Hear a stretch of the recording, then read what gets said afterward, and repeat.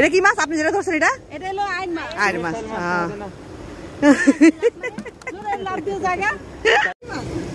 বড় চিংড়ি। ওয়াও, কত বড় বড় চিংড়ি।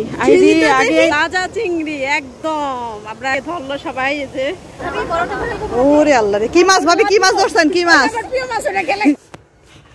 মাছটা দেখা।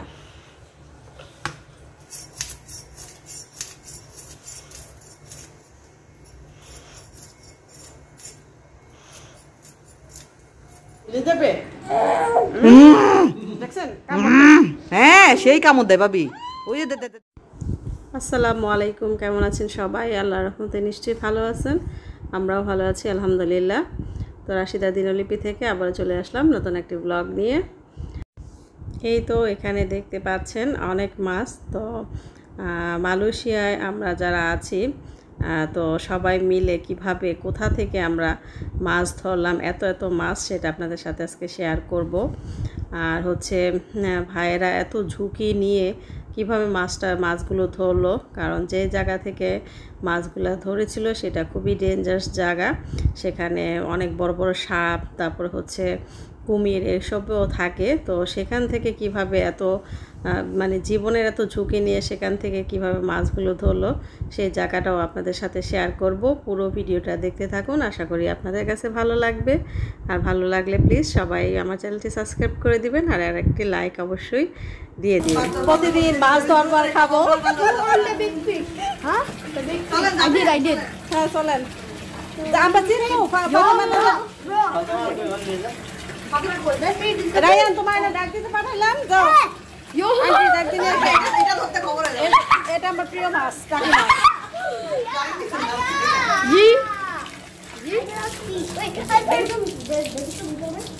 দেখতে পারি?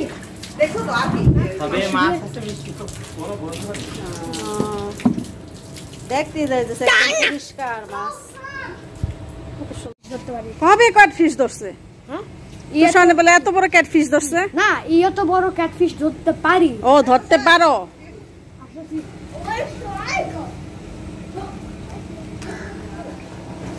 এই যে ভিতরে সাইড আমার ব্যাগটা নিয়ে আসো। এই যে রাখছি এদিকে, দেখো নিচে অনেক মাছ নিয়ে আসছে। হ্যাঁ, অনেক পাল্টি ভরা। সত্যি মাছ নিয়ে আসছে অনেক। জান্নাতপুরি কই রে, জান্নাতপুরি কই। এই ওদিকে যা না। ছবি তুল। বৃষ্টি আবার চলে আসবে। ভালোই কিন্তু মাছ পাইছে গো। আরে তুলেছি, তোর দে না।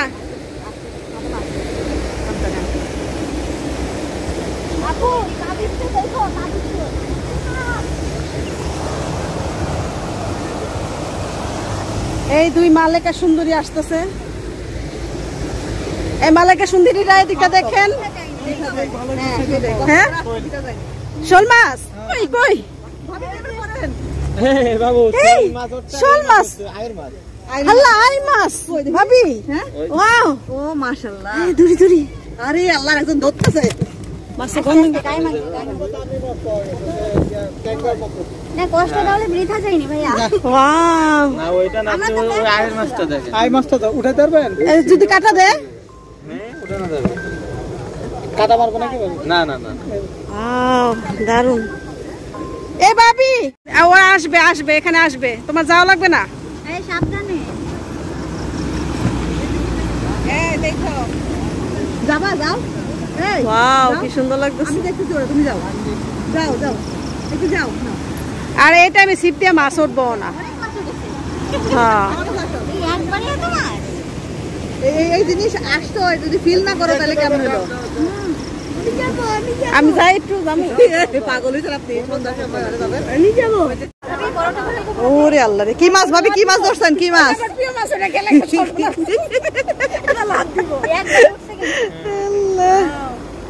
হ্যাঁ, শোল মাছ আছে ওর ভিতরে একটা। এটা কি মাছ আপনি যেটা ধরছেন? এটা এটা হলো আইন মাছ। আইর মাছ।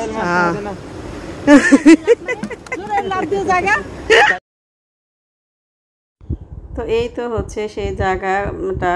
এতক্ষণ আপনারা যে ভিডিওতে দেখলেন, আসলে আমরা যে টাইমটায় গিয়েছিলাম মাছ ধরতে সেটা একদম সন্ধ্যা টাইম আর কি হয়ে গেছিলো, সন্ধ্যা হয়ে গেছে। তো সেই টাইমে আমরা মাছ ধরতে গেছি।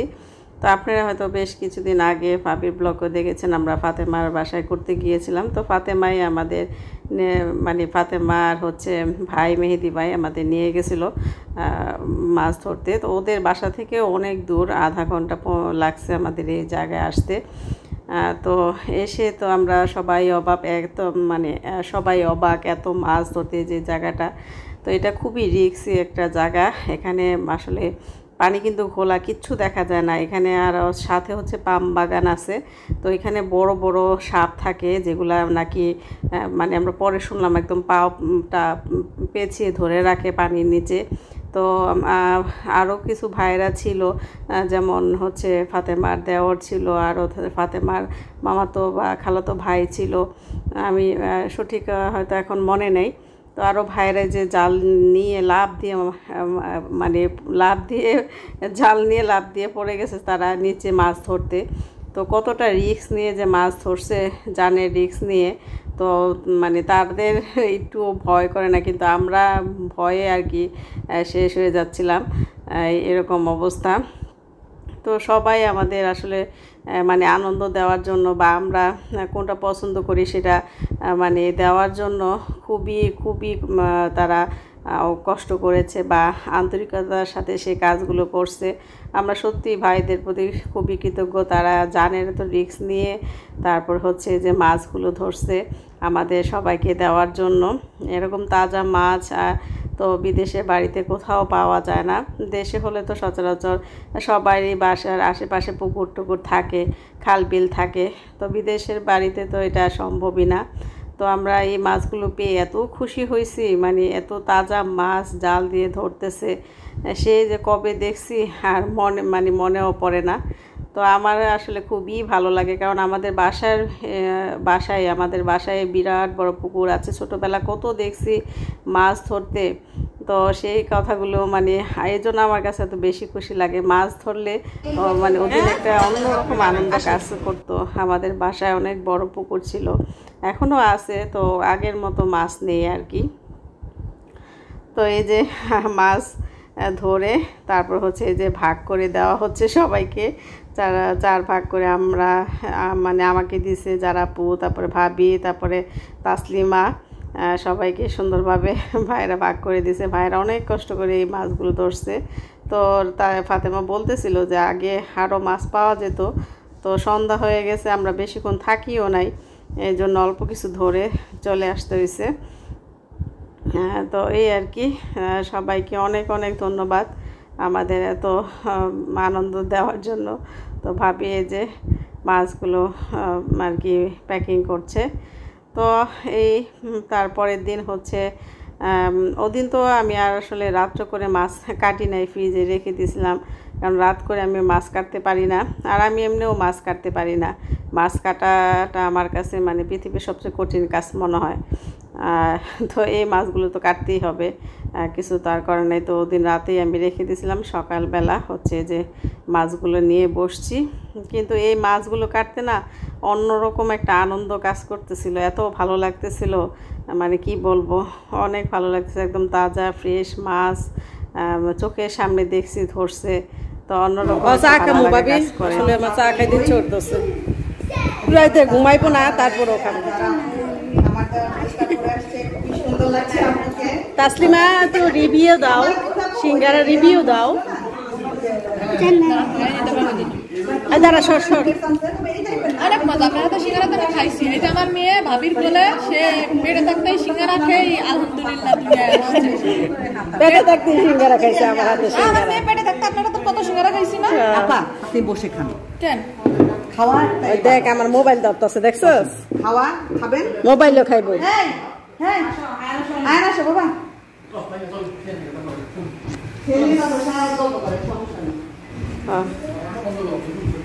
এই যে চটপটি বানাই নিয়ে আসছি, আমি ভিডিও করতে পারি ওনার বাসায়।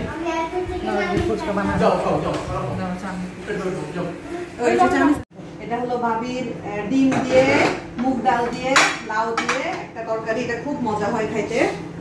তারপর এখানে জান্নাতও আছে, বসো বসো, তুমি বসো। ভাবি এটা কি ভর্তা?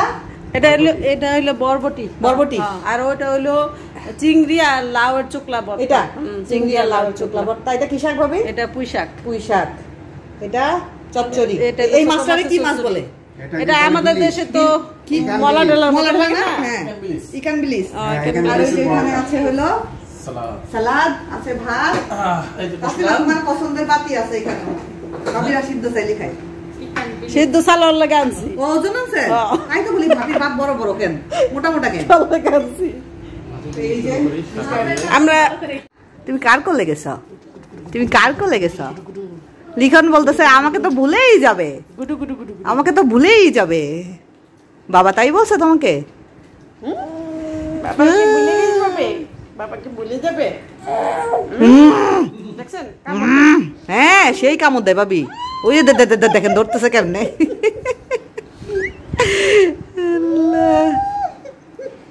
পাখি তুমি কার কোলে গেছো? কার কোলে গেছো? এটা তো এটা হচ্ছে ওদিন যে তাসলিম আমাদের বাসায় আসছিল। তো তাসলিমা তো বেশ কিছুদিন ভাবির বাসায় থেকে গেল। তো ও আর কি আমার হাতে একটু মাছ ভাত খেতে চাইছে। তো ভাবলাম যে একটু খাওয়াই, সবাই মিলে একটু খাই। তো এই তো তাসলিমা খাওয়ার উপলক্ষে আর কি একটু টুকটাক সাধারণ রান্না বান্নাই করেছি, তেমন কিছু না। কারণ ও যেটা খেতে চাইছে সবসময় ও বলতেছিল যে ভাবি সবসময় তো আপনার হাতে পোলাও মাংসই বেশি খেয়েছি, তো ভাত মাছ এগুলা কম খাওয়া হয়েছে। তো আমি ভাবলাম যে ঠিক আছে তাহলে একটু ভাত মাছ ভর্তা এগুলো একটু আয়োজন করি। আসলে ও তো এখন ছোট বাচ্চা থাকলে যা হয় আর কি, কারণ ছোট বাচ্চা থাকলে বেশি কিছু রান্না করতেও পারে না, সময় পায় না, নিজের মন মতো কিছু বানায়ও খেতে পারে না। ভর্তা শাক এগুলো তো মনে হয় ও খেতেই পারে না, কারণ বাচ্চার পিছনেই তো টাইম দিতে হয়। আর ও একা থাকে, ভাই কাজে চলে যায়। তো ওকে যে রেখে রান্না বান্না করবে সেটাও ওর জন্য অনেক কষ্ট হয়ে যায়। তো এই আর কি, তো সেই উদ্দেশ্যে করি যে একটু ভাত মাছ শাক টাক করিয়ে ওর খেতে হয়তো ভালো লাগবে এই আর কি। তো বিকেলবেলা একটু পুডিং বানাইছিলাম। ভাবিরা অবশ্য বিকেল তৈরি থাকেও নাই, খাওয়া দাওয়ার পরে আসরের পরে একটু ডেজার্ট খেয়ে তারপরে হচ্ছে চলে গেছে। তো এই তো, আর জান্নাত বুড়ি তো আমাদের সাথেই আছে। তো ভাবি বলতেছে ভাবি আপনি পুডিংটা কাটেন। তো বিকেলবেলা ভাবছিলাম যে একটু সবাই মিলে চাটা খাবো বা হয়তো একটু নুডলস রান্না করব। তো সেই সুযোগটা আর হয় নাই, কারণ তোষানও স্কুল থেকে আসছে, রেস্ট নিতে পারেনি। ও ভাবি নিচে গিয়ে তোষানকে নিয়ে আসছে আমার বাসায়। তো এখানে ও একটু খাওয়া দাওয়া করলো, বাসায় গিয়ে ফ্রেশ ট্রেশ হবে। আবার হচ্ছে তোষানের বিকেলে হুজুর আছে, ও পড়ায়। তো এই জন্যই আর কি ভাবি চলে গেছে, নাহলে বিকেলে হয়তো চাটা খেয়ে যেত আর কি। তো এই তো আমার হাতের পুডিংটা সবাই খুব পছন্দ করে। আর এটা হচ্ছে তার পরের দিন হ্যাঁ মনে হয় তার পরের দিন না পরের দিন। তো ভাবির বাসায় যাচ্ছি আমি। তো ভাবির বাসায় যাচ্ছি হচ্ছে, ভাবি বলতেছিল যে ভাবি রান্না করব, কি জানি বলে হালিম রান্না করেছি, তো বিকালবেলা চলে আসেন, তো একটু আগে আসেন, কথা বলা যাব।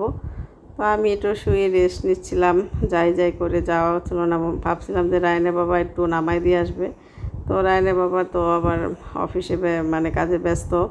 তো ভাবলাম যে থাক, রায়নের বাবা আশায় না থেকে আমি গ্রামে চলে যাই। তো এই যে গ্রাম নিয়ে তারপর হচ্ছে ভাবির বাসায় যাচ্ছি। তো তাসলিমায় যতদিন ছিল যাওয়া আসার মধ্যে মানে 2-1 বার যাওয়া আসা হয়েছে। আর হচ্ছে বিশেষ করে জান্নাত বুড়ির জন্য বেশি মায়া লাগে। জান্নাতকে একটু মানে আদর করতে পারি, ওরে আদর করতে এত ভালো লাগে। তো এই জন্যই আর কি যাওয়া। তো এই তো হয়েছিল আমার আজকের ব্লগটি। তো যতটুকু ভিডিও ছিল শেয়ার করছি, আশা করি